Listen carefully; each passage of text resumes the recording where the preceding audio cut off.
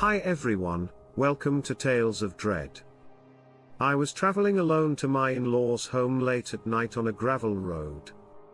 I noticed something in the ditch on the right ahead but didn't know what it was until my headlights caught it. I didn't understand Dogman until recently. This object has an outline of a large dog. As I approached, it gazed at me. I went nuts. It didn't really worry me until I realized it. Looking at me, I saw it eating. I didn't describe what I observed after returning. I inquired whether they had huge dogs or wolves. He laughed and replied no. He inquired why I hadn't told them. Those bright orange eyes that stared into my soul will never leave me. Story: the 2nd of April 22nd, 2016. I had just returned from visiting my folks. Our setting is rural, yet we have new neighbors nearby. We have 33 acres of mixed forests and fields with lots of thick brush consisting mostly of briars. 2-year-old and 11-month-old children were in the Jeep. When I drove in the driveway that night, my husband was working late with an emergency case. I arrived home in near darkness. Once I left my car, I felt uneasy. Different outdoors.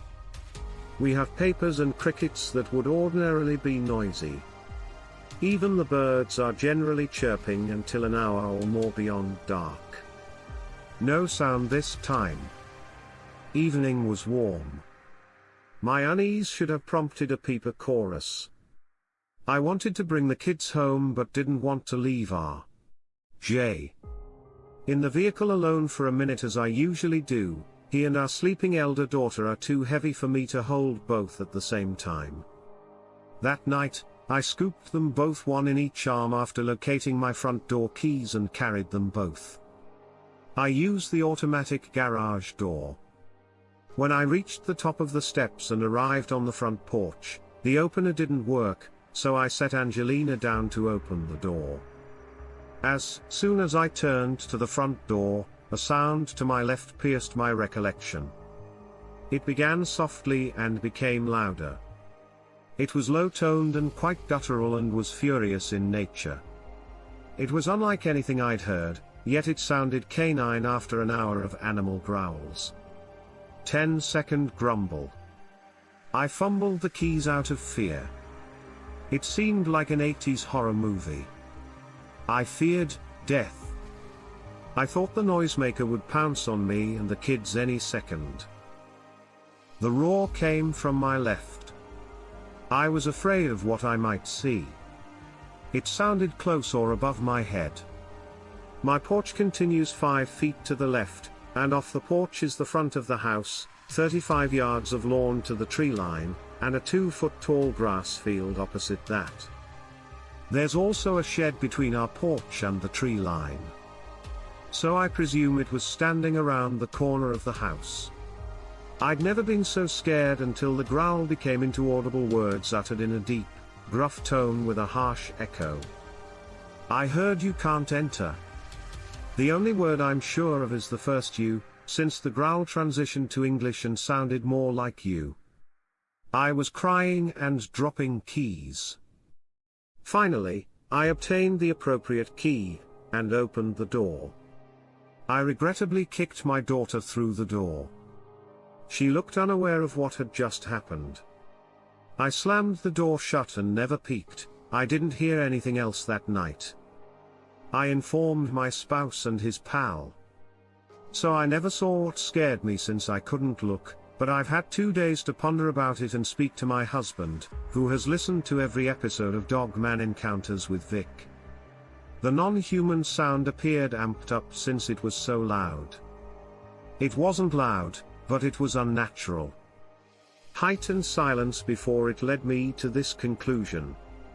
My hubby has been anxious all week. All up appeared regular for a year until this week. Our indoor cat escaped and has missing. She's gotten out previously and waited until we brought her in. My spouse stated Tuesday night's quiet frightened him too. He believes Wednesday was weird. He felt worried when he brought our dog into the woods to find our cat. The dog kept circling around and tucking its tail, he continued. Our dog and my spouse are equally comfortable in the woods and adore the outdoors. On Thursday at night, he brought the dog around the back lot and reports something sprinted out of the undergrowth and down the hill towards him. He usually carries a sidearm and isn't frightened of anything, yet he rushed back home. Whatever was charging ceased immediately when he paused to listen. He was worried because he knew what huge game sounds like, and this wasn't it. The next day, after discussing these incidents with my spouse, I had an encounter. Dogman is a concern. My husband has heard to episodes 90 and 91 of Dogman encounters with Vic, and is so frightened that this animal has chosen to stalk one or both of our children. Based on these instances, my husband feels the dog guy scouted the region before grabbing kids.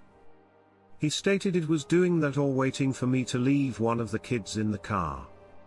I submitted this to you since it seemed unusual, and then it spoke to me. It wasn't the words but the emotion it gave me that concerned me. It made me feel like I was nothing, weak, and simply food.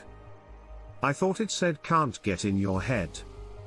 It's hard to describe, but it appeared to be cruelly mocking me. My husband and I want to know whether one of these beasts has ever spoken.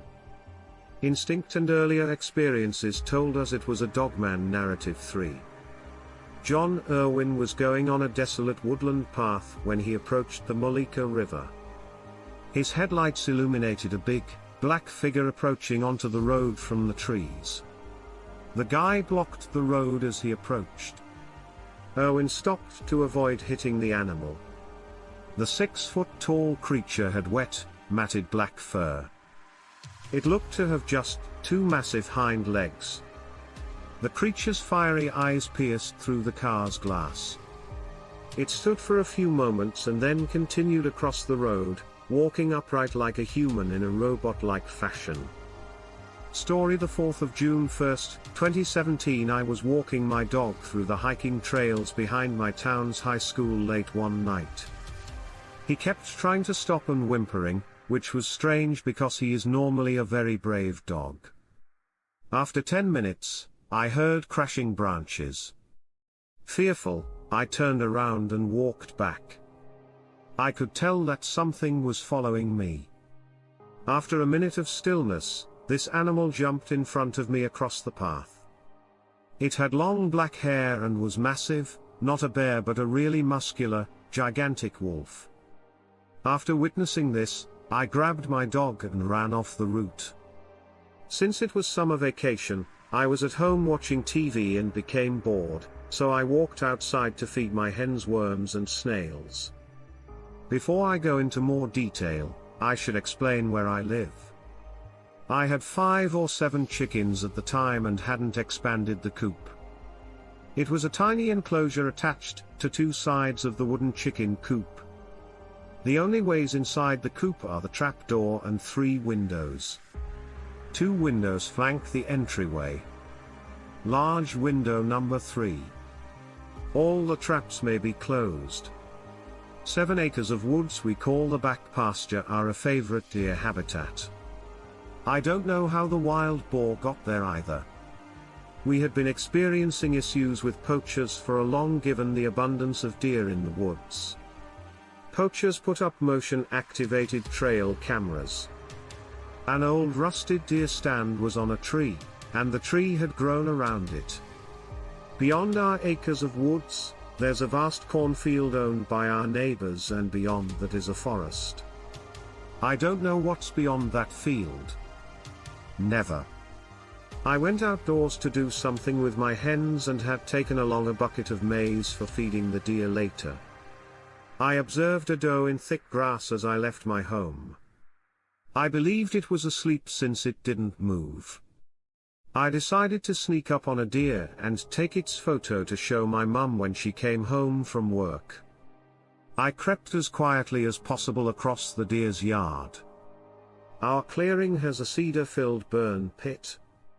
When I cleared the fire pit and was 10 yards from the deer, I understood it was dead. I'd never seen anything so disgusting. Its guts were entirely gone. The doe's body was ripped and bloody. It looked and smelled old. The air smelled like rotten meat, urine, and wet dog. Although it was a decomposing cadaver, there were no insects surrounding it. Even the neighbors' animals were silent in the usually bustling woodland. The unfortunate deer seemed to have been savagely mauled and left half-eaten, which was likely the case. I left the bucket at the trailhead, so I could return with my mother to feed the deer. I walked home. I had just taken a few steps when I heard a wolf's growl, distorted as if on an old radio.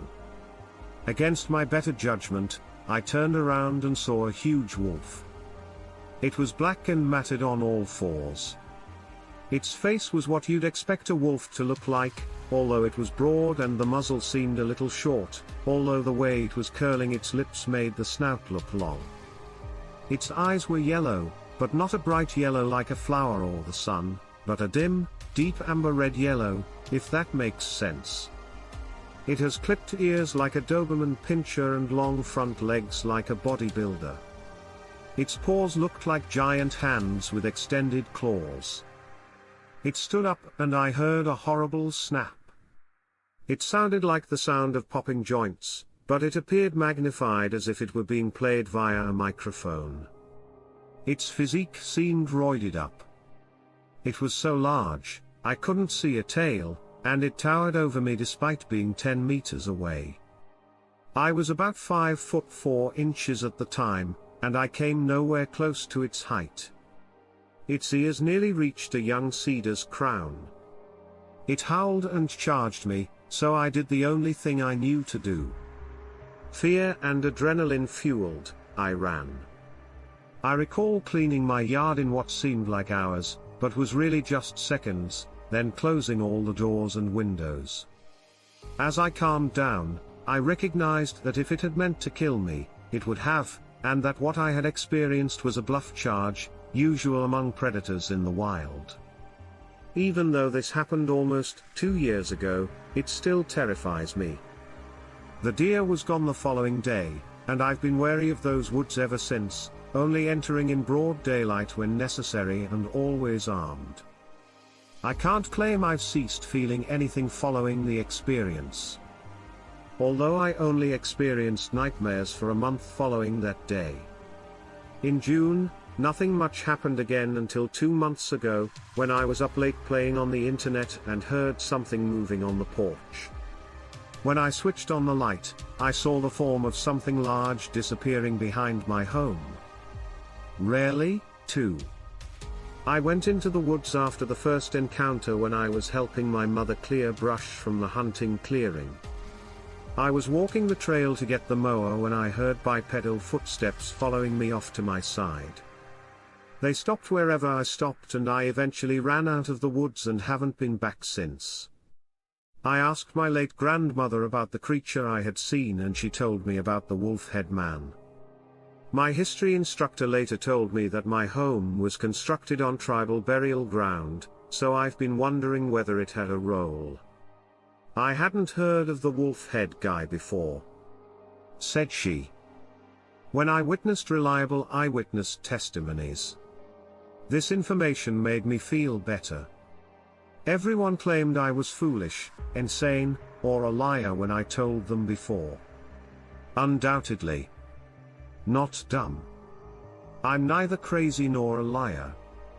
I saw Dogman 6. My kid and his buddy reported seeing a dog guy. Four-wheeler in Montgomery, Massachusetts. My oldest son and his buddies frequented off-roading trails and rural highways at night. In winter, they were driving in his Ford Explorer through a small hamlet and a desolate forested region. My son said the plows stopped at a particular point, leaving a mound of snow to designate where the municipality abandoned maintenance of the unpaved road for the winter. He four-wheeled through the snowbank and up the rain road. His friends sat in the front passenger seat as he drove. His friend said, "Look." My kid didn't look because he was driving. His buddy pointed to where it went. My son swung his vehicle around and turned on its off-road and headlights. His companion observed something sprinting like a wolf, but it wasn't. "Big like a bear, but not a bear," he remarked. "Long-haired, and lighter than a brown bear," he said. "Gray," he said. They stared into the darkness for a minute. The SUV was shoved from behind and skidded down the muddy winter road. Both turned to see darkness out the back window. He started his vehicle and fled. No more sightings. My son remarked that it could not have been the same monster his friend noticed, since after he had lighted the area with the truck's lights, they would have seen movement against the white snow. Another acquaintance said it was a Bigfoot he'd seen years ago, but this description fits a Dogman better. Whatever happened, it happened. Cheers. If you liked the video, subscribe and comment.